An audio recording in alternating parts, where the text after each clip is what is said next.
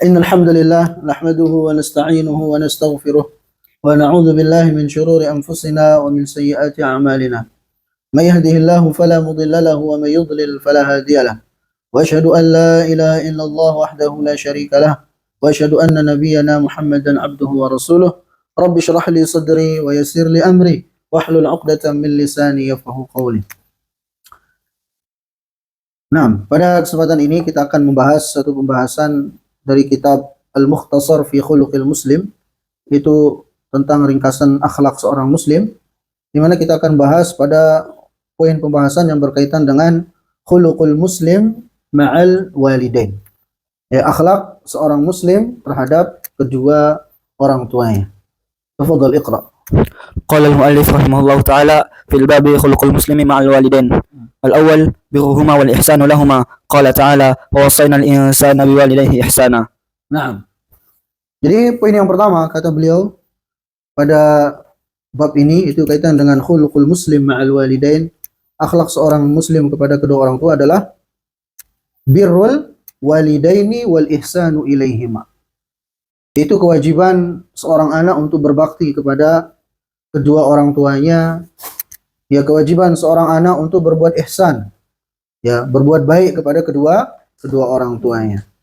Ya, sebagaimana yang Allah Subhanahu wa taala sebutkan dalam Al-Qur'an, wa qada rabbuka alla ta'budu illa iyyah wa bil walidaini ihsana. Yang artinya Allah Subhanahu wa taala telah mewajibkan kepada kalian agar kalian tidak menyembah kecuali hanya kepada Allah Subhanahu wa taala satu-satunya, wa bil walidaini ihsana. Begitu pula agar kalian berbuat ihsan, berbuat baik, agar kalian berbakti kepada kedua orang tua kalian. Nah, kita perhatikan ayat ini.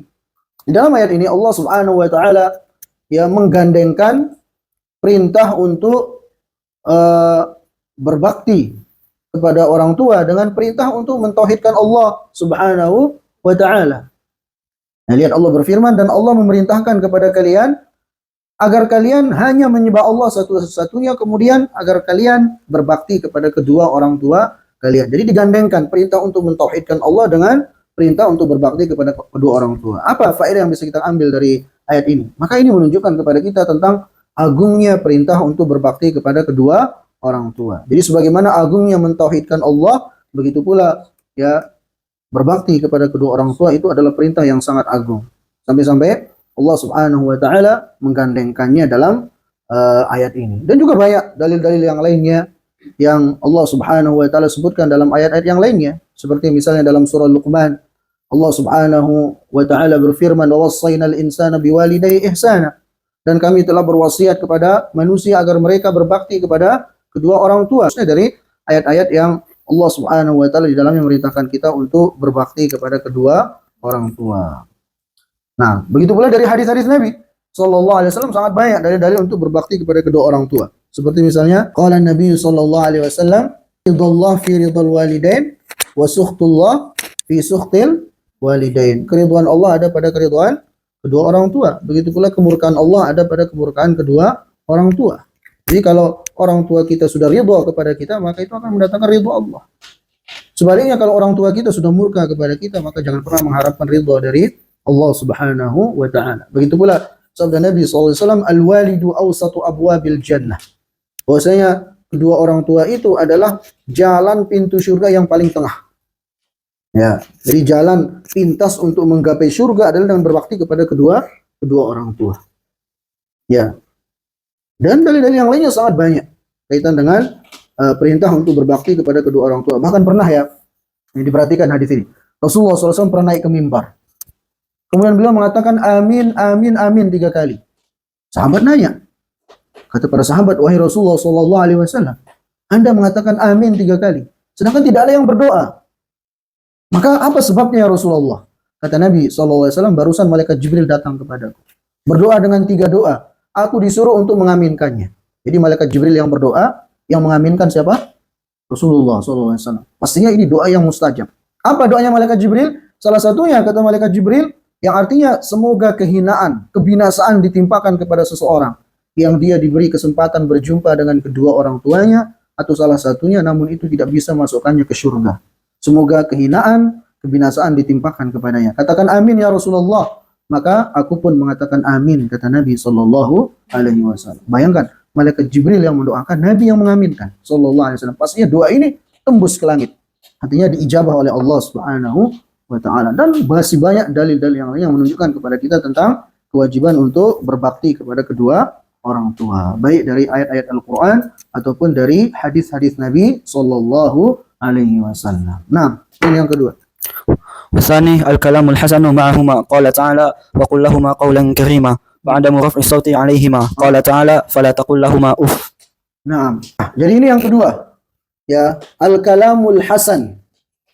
Itu termasuk hak orang tua atau akhlak anak kepada orang tua adalah hendaknya si anak itu berkata baik kepada kedua orang tuanya. Mengucapkan kata-kata yang santun, kata-kata yang lembut. Ya, tidak kemudian mengangkat suaranya di hadapan orang tuanya. Makanya Allah berfirman, wa qul lahuma qawlan karima. Dan ucapkanlah kepada kedua orang tua kalian itu ucapan yang karim, yang mulia, yang santun, yang lembut. Ya, ini langsung perintah dari Allah Subhanahu wa taala kepada kita. Ya, maka jangan pernah kita kemudian berkata buruk, ya, mengucapkan kata-kata yang menyakiti orang tua, apalagi naudzubillah. Ya, bahkan dalam ayat Al-Qur'an dikatakan fala taqul lahuma uffin. Jadi jangan kalian mengatakan kepada orang tua kalian itu uff. Uff itu apa? Ya, semacam mengatakan ah. Jadi mengatakan ah saja, Allah larang. Apalagi sampai merangut ya di depan orang tua, manyun, kelihatan marah. Ya, apalagi sampai menjadikan orang tuanya takut sama anaknya yang kelihatan marah misalnya. Maka disebutkan oleh sebagian ulama, ya, termasuk bentuk kedurhakaan seorang anak kepada orang tuanya itu ketika dia menjadikan orang tuanya itu takut ngomong di depannya. Ya, gara-gara si anak itu apa? Ya, kalau orang tuanya salah ngomong dia marahi orang tua, sehingga orang tuanya takut sama anaknya, takut ngomong. Ya, itu bentuk kedurhakaan seorang anak kepada orang tuanya kata sebagian para ulama. Nah, jadi ini yang kedua. Ya, mengucapkan al-qaul al-hasan. Ya, ucapan yang santun, ucapan yang baik, ucapan yang lembut kepada kedua orang tua. Wa adamu raf'is saut, dan tidak mengangkat suara di hadapan keduanya. Ya, maka walaupun kita ya sebagai seorang anak misalnya posisi kita pada posisi yang benar, orang tua kita di posisi yang salah, tetap kita harus menjaga adab. Ya, tidak kemudian mengangkat suara, apalagi sampai memarahi orang tua. Ya, ini tidak semestinya. Ya, yang semestinya dilakukan oleh seorang anak. Ya, ini adab yang diajarkan oleh Allah Subhanahu wa taala dan Rasulnya kepada kita. Maka harus diperhatikan. Nah, الثالث طاعتهما في غير المعصية قال صلى الله عليه وسلم إنما الطاعة في المعروف. Poin yang ketiga kaitan dengan akhlak seorang anak kepada kedua orang tua adalah ta'atuhuma fi ghairil ma'siyah. Itu mentaati kedua orang tuanya dalam perkara-perkara yang baik, selama itu bukan maksiat. Ya. Jadi kalau orang tua kita nyuruh, ya orang tua kita minta tolong untuk mengerjakan sesuatu, itu harus kita tunaikan. Ya, wajib untuk kita mentaatinya, untuk menjalankannya. Ya, jangan sampai kemudian kena, ya nanti nggak jadi dilaksanakan perintah orang tua. Ya, apalagi sampai misalnya marah disuruh orang tua, nggak boleh nggak gitu. Ya, bahkan harusnya kalau melihat orang tua ya mengerjakan sesuatu, harusnya tanpa disuruh kita tolong, kita bantu begitu. Nggak perlu disuruh harusnya. Ya, jadi ta'atuhuma fi ghairil ma'siyah, mentaati kedua orang tua selama itu bukan dalam bentuk perintahnya itu tidak ada mengandung unsur maksiat. Karena Nabi SAW bersabda, la ta'ata li makhluqin fi ma'siyatil khaliq, innama ta'atu fil ma'ruf. Tidak ada ketaatan kepada makhluk dalam bermaksiat kepada Allah. Sesungguhnya ketaatan itu hanya boleh pada perkara-perkara yang ma'ruf, yang baik, yang tidak bertentangan dengan syariat gitu. Nah, itu Mas. الرابع الإنفاق عليهما عند الحاجة وخاصة إذا كبر. Idza kabura. Nah. Kemudian yang keempat, ya, dari akhlak seorang anak kepada kedua orang tua adalah berinfak. Maksudnya memberikan nafkah kepada orang tua. Ya, khususnya kalau orang tua itu sudah nggak mampu begawi, ya, nggak mampu bekerja, kitanya sebagai anak sudah bisa cari duit, maka di sana kewajiban anak untuk memberikan nafkah kepada kedua orang tuanya. Maka itu hukumnya wajib. Ya, itu hukumnya wajib. Maka merupakan salah besar, merupakan dosa besar ketika ada misalnya seorang anak, ya dia dikasih kelebihan harta, ya lantas orang tuanya dia jadikan terbengkalai, nggak mau diurus. Ya, bahkan termasuk bentuk kedurhakaan seorang anak kepada orang tua adalah ketika dia berlepas diri tidak mau ngurus orang tuanya, diserahkan ke panti jompo, ya nggak pernah dijenguk orang tuanya, dibiarkan di panti jompo seperti itu sampai mungkin meninggal pun dia nggak mau tahu. Naudzubillah. Ya, ini termasuk dosa besar. Dan itu sudah banyak anak-anak kaum muslimin yang melakukannya. Nggak mau direpotin oleh orang tuanya. Padahal itu adalah pintu surga yang paling tengah, ajar Nabi. Sebagaimana kita katakan tadi, al-walidu awsatu abwabil jannah. Orang tua itu adalah jalan pintas yang paling tengah untuk bisa menggapai surga. Ya, maka jangan pernah kita menyia-nyiakan pintu surga ini. Ya. Makanya sering kita dengarkan ya ucapan sebagian orang mengatakan bahwasanya surga itu ada di telapak kaki ibu. Ya, walaupun tidak ada hadis yang tegas menyatakan seperti itu, tapi memang berdasarkan dalil-dalil yang ada, ya mengisyaratkan kepada hal tersebut. Ya, bahwasanya salah satu jalan pintas untuk bisa meraih surga adalah dengan berbakti kepada kedua orang tua. Salah satunya adalah memberikan nafkah kepada mereka, khususnya ketika sudah kaburo. Kaburo itu lansia, sudah lanjut usia, tidak mampu begawi lagi. Nah, lanjut. Al-khamis al-ihda'u lahuma fil munasabati wa ghairiha. Nah, ini poin yang kelima, itu memberikan hadiah kepada orang tua. Ya. Baik pada kesempatan-kesempatan khusus atau secara umum, khususnya bagi yang sudah punya kerjaan sendiri, sudah bisa cari duit sendiri. Ya, selain berusaha menafkahi orang tua juga ya berikan hadiah-hadiah untuk membahagiakan orang tua, maka ini sangat dianjurkan oleh syariat. Rasulullah SAW bersabda, tahabbu, saling memberi hadiahlah kalian, misalnya kalian akan saling mencintai. Itu disampaikan oleh Rasulullah Sallallahu Alaihi Wasallam. Nah, mustamir. Sadis adamu munadatihima bismaihima bal ya abati ya ummi hatta law kana kafirina. Qala Ibrahim alaihi salatu wassalam liwalidihi al-kafir ya abati. Yang keenam, poin yang keenam.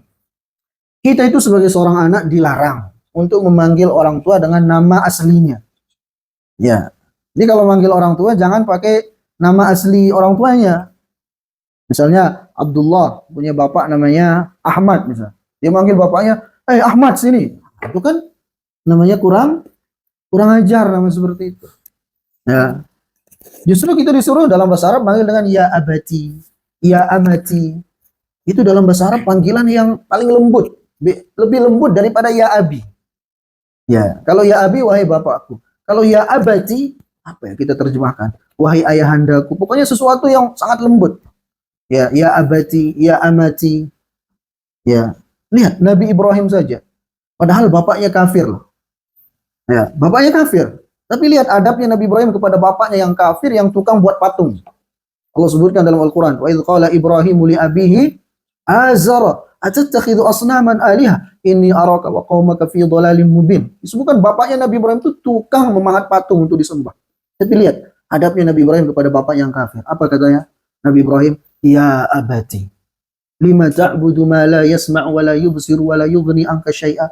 Wahai ayahandaku, kenapa engkau menyembah sesuatu yang tidak bisa mendengar, tidak bisa melihat, tidak bisa menolongmu sedikit pun? Ya abati, ini qad ja'ani minal ilmi ma lam, dan seterusnya. Wahai ayahandaku, sungguh telah datang kepadaku ilmu yang tidak sampai kepadamu. Fattabi'ni ahdika siratan sawiyya. Maka ikutilah aku wahai ayahandaku, dan seterusnya. Kemudian juga ya, jadi ketika Nabi Ibrahim mendakwahi bapaknya dengan bahasa yang lembut, bahasa yang santun, padahal bapaknya kafir. Seperti itu yang Allah Subhanahu wa taala ajarkan kepada kita dalam Al-Qur'an, dan Nabi sallallahu alaihi wasallam, ya Nabi Ibrahim alaihissalam praktikkan. Walaupun memang jawaban bapaknya Nabi Ibrahim apa? Ya. Kata bapaknya Nabi Ibrahim, "Illam tantahi la arjumannaka wahjurni mali." Ibrahim, kalau engkau enggak berhenti untuk mendakwahkan tauhid ini, aku akan lempar kamu. Aku akan melemparimu dengan batu dan menjauhlah engkau sejauh-jauhnya dari. Diusir Nabi Ibrahim oleh bapaknya. Tapi Nabi Ibrahim terus berkata, ya santun lembut kepada orang tuanya walaupun jawabannya adalah keburukan. Itu yang kafir. Bagaimana kalau orang tua kita muslim? Ya, maka sudah semestinya bagi kita untuk lebih beradab lagi kepada kedua orang tua kita. الصبر على الأذى منهما وفي الحديث ففيهما فجاهد. Yang ketujuh, itu akhlak seorang anak kepada kedua orang tuanya adalah agar dia bersabar. Ya, mungkin ada gangguan-gangguan ya dari orang tuanya, atau mungkin ada hal-hal yang dia tidak senangi dari orang tuanya, maka dia di sana semestinya untuk bersabar. Ya, semestinya untuk bersabar. Maka Nabi SAW bersabda, "Fafihima fajahid." Ini kaitan dengan kisah ada seorang sahabat yang ingin berangkat jihad. Ya, izin datang kepada Nabi SAW, izin ingin berangkat jihad. Nabi SAW bertanya, apakah engkau masih punya orang tua? Kata dia, ya Rasulullah. Dan ternyata orang tua dari sahabat ini sangat membutuhkan dia. Jadi kalau dia berangkat jihad, ya nanti nggak ada yang ngurus orang tuanya. Maka kata Nabi SAW, "Fafihima fajahid." Jihadmu itu ada pada orang tuamu. Artinya apa? Dengan cara engkau mengurus keduanya, bersabar atas hal-hal yang tidak engkau senangi dari keduanya. Itu jihadmu, kata Nabi SAW kepada sahabat tersebut. Ya, terkhusus kalau orang tua kita itu sudah lanjut usia. Ya, di sana memang seorang anak itu lebih diuji lagi. Karena manusia itu memang ya Allah sudah takdirkan semakin tua manusia itu, semakin lanjut usia, sifatnya itu bisa kembali seperti anak-anak lagi. Ya, bisa dilihat dari kai-kai nenek-nenek yang sudah tua itu. Kadang sifatnya kayak anak-anak. Ya, ngambekan. Ya, nggak dikasih kadang ngambek. Ya. Nenek-nenek kayak gitu, nenek-nenek kai-kai. Karena sebagian seperti itu. Nah, maka di sanalah seorang anak itu lebih diuji lagi kesabarannya dalam mengurus kedua orang tuanya. Makanya dalam Al-Qur'an Allah berfirman apa? "Imma yablughanna 'indakal kibar ahaduhuma aw kilahuma fala taqul lahumā uffin wa la tanharhuma wa qul lahumā qawlan karima." Dan apabila ya kedua orang tua kalian atau salah satunya sudah lanjut usia, fala taqul lahumā uffin, jangan mengatakan kepada keduanya. Wala tanharhuma, dan jangan pernah kalian membentak keduanya. Wa qul lahumā qawlan karima, dan katakanlah kepada keduanya ucapan yang karim, yang lembut, yang mulia, yang santun dan semacamnya. Ini ya perintah Allah Subhanahu wa taala kepada kita. Demikian, mudah-mudahan apa yang kita dengarkan tadi ada manfaatnya. Kita tutup, subhanakallahumma wa bihamdika asyhadu an la ilaha illa anta astaghfiruka wa atubu ilaik. Assalamualaikum warahmatullahi wabarakatuh.